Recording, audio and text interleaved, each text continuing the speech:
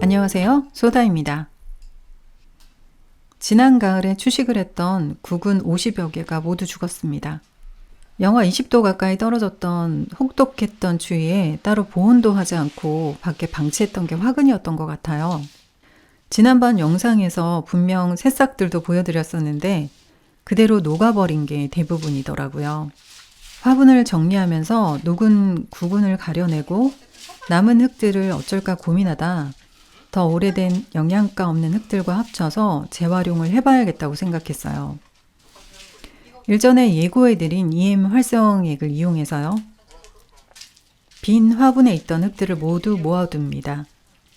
거기다 지난 겨울 난로를 떼며 모아둔 재와 커피가루들도 모두 섞어줘요.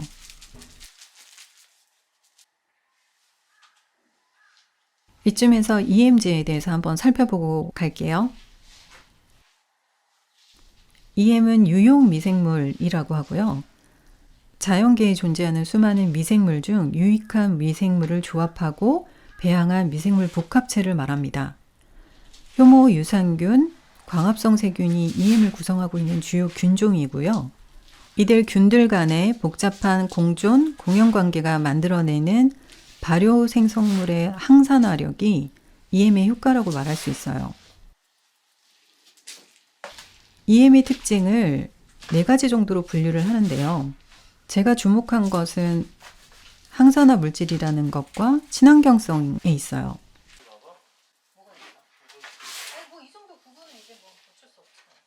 생활 속에서 EM이 어떻게 사용되고 있는지 아시면 더 놀라실 텐데요.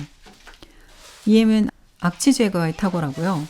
주방이나 욕실에서도 사용이 가능하고 청소할 때와 세탁할 때도 아주 유용하게 사용하실 수 있다고 해요. 그리고 화분에서 식물용으로 사용이 될 때는 비료와 천연 살충제 역할까지 하고 있다고 해요. 그리고 어항을 관리할 때도 사용할 수 있고요. 그리고 무엇보다 농업과 축산업에서 적극적으로 사용이 되고 있다고 해요. 가장 놀랐던 점은 구제역 예방에도 사용이 되고 있다고 합니다. 이 외에도 강을 정화하고 토양의 질을 올려주기도 해서 지자체 차원에서 무료로 EM제를 배포하기도 합니다. 환경을 위해서라도 잘 활용하면 참 좋은 물질이에요. 여러분들도 잘 알아보시고 여러 방면으로 활용하시면 좋겠습니다.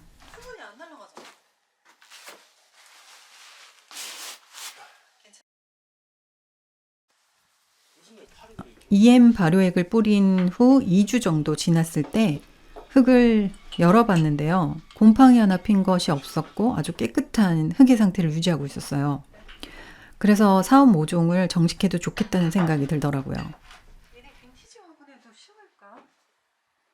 저희 집 텃밭은 이게 다고요. 더 늘리고 싶은 생각은 없어서 따로 마당에 텃밭을 만들지는 않았는데 요즘 특히 먹거리가 불안하고 제가 채소를 워낙 많이 먹어서 땅이 좀 더 필요하지 않나 하는 생각이 들기는 해요.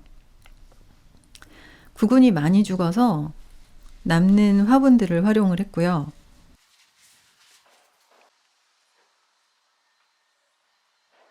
저거 치울까 저거?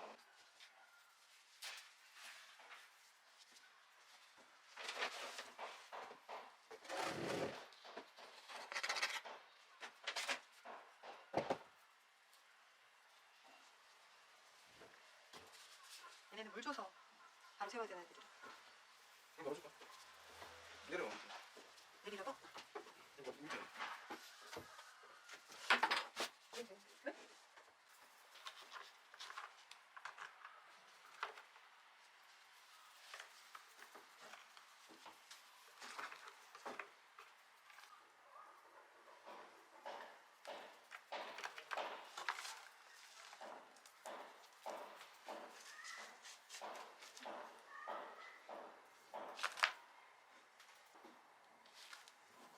그치? EM이 효과가 있었을까 모르겠네. 부추를 해볼까 하고요.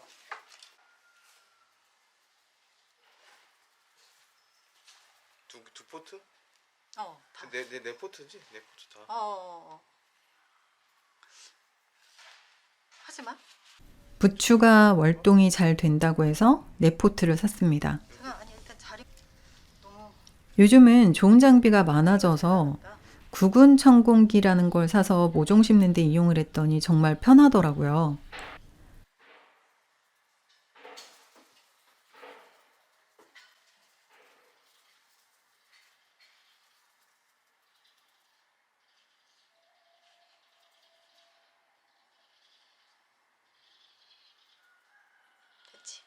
아, 그리고 여러분, 모종이나 식물을 심으실 때요, 너무 꾹꾹 눌러주지 않으셔도 돼요.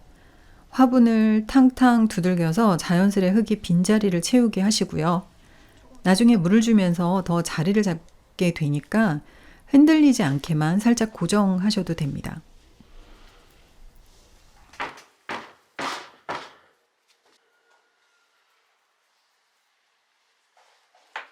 그리고 연달아 사계 딸기도 심어줬어요. 온도만 잘 맞추면 사계절 내내 딸기를 먹을 수 있다고 해서 처음으로 심어봤어요. 그리고 토마토도 심었어요. 토마토는 키가 꽤 많이 자라고 덩치가 워낙 커져서 따로 하나씩 하나씩 심었습니다. 덩쿨성이라 지지대가 꼭 필요한데요. 제가 쓰고 있는 이 지지대가 뭘로 보이세요? 이게 뭐냐면 오래된 빨래 거리대에 있던 살들이에요. 버리기 전에 이렇게 살들을 따로 분리해서 각종 식물의 지지대로 사용 중인데요. 아주 유용해요. 버릴 때는 뭐든 한 번씩 재활용을 할 수 있는지 살펴봐 주시고요. 그러면 자원도 아끼고 쓰레기도 좀 줄이게 되잖아요. 텃밭에 있던 흙들은 제가 미리 잘 뒤엎어뒀어요. 그리고 발효된 흙들을 채우고 섞어줍니다. 이윽고 고추와 치커리, 적겨자채도 심어줍니다. 구근 천공기가 아주 유용해서 재밌게 모종을 심었어요.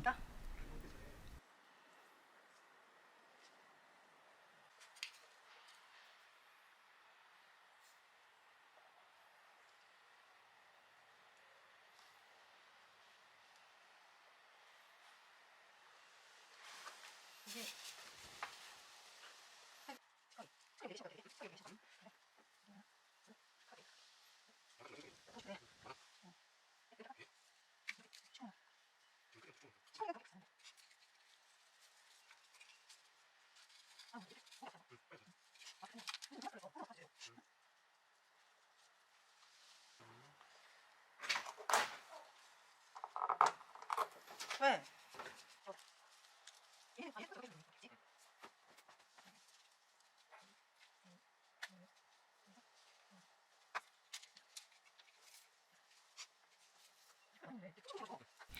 남편과 호흡을 맞추니 속도가 더 빨라졌고요.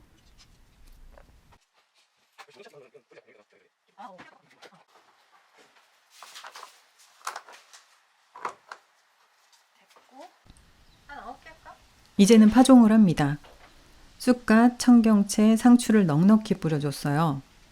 제가 넉넉히 뿌렸지만 다 솎아낼 거라 최종적으로는 9개 정도만 실하게 키우려고 해요. 욕심을 부려서 빽빽하게 키우면 통풍이 안 돼서 어느 날 다 녹아버려요. 식물들끼리는 간격을 충분히 주셔야 개체가 모두 튼튼하게 자랍니다. 참고하세요.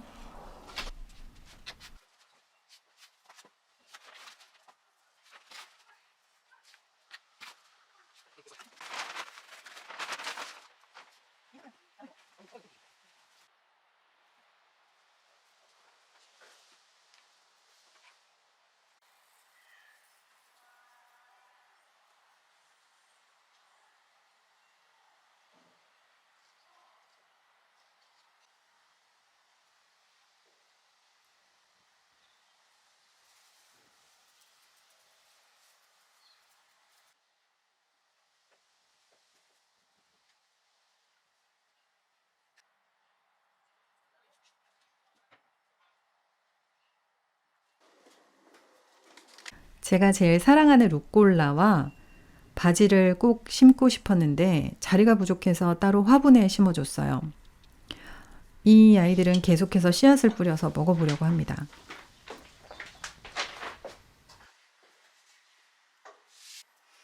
뒤쪽으로 해주면 되겠지? 응, 그치, 그치. 그치, 그 정도면 딱 좋을 것 같아.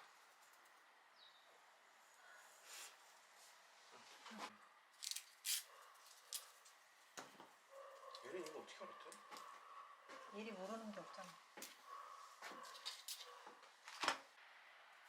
이렇게 하면 될까?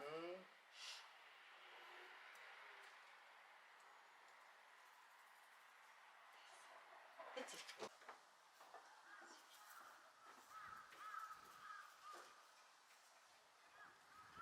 다 심으면 넉넉하게 물을 관수해 주세요. 파종한 씨앗은 매일 물을 조금씩이라도 뿌려 주시고요. 정식한 모종들도 활착을 할 때까지는 매일 혹은 2, 3일에 한 번씩이라도 물을 주셔야 해요.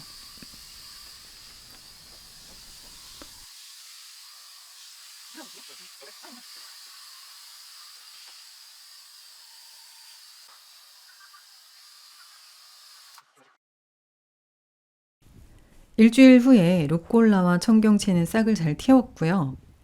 쑥갓은 조금 늦게, 상추는 이제 하나씩 싹이 보이는 정도예요. 바질은 아직 눈에 띄는 변화가 없습니다. 제게는 바질 파종이 좀 어려운 것 같아요.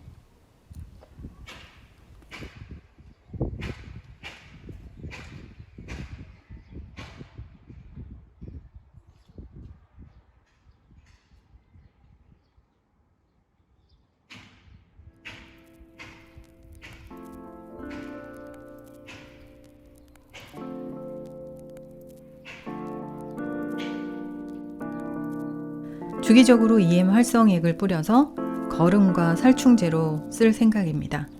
농사가 잘 되면 따로 영상을 올릴게요. 오늘도 시청해 주셔서 감사합니다.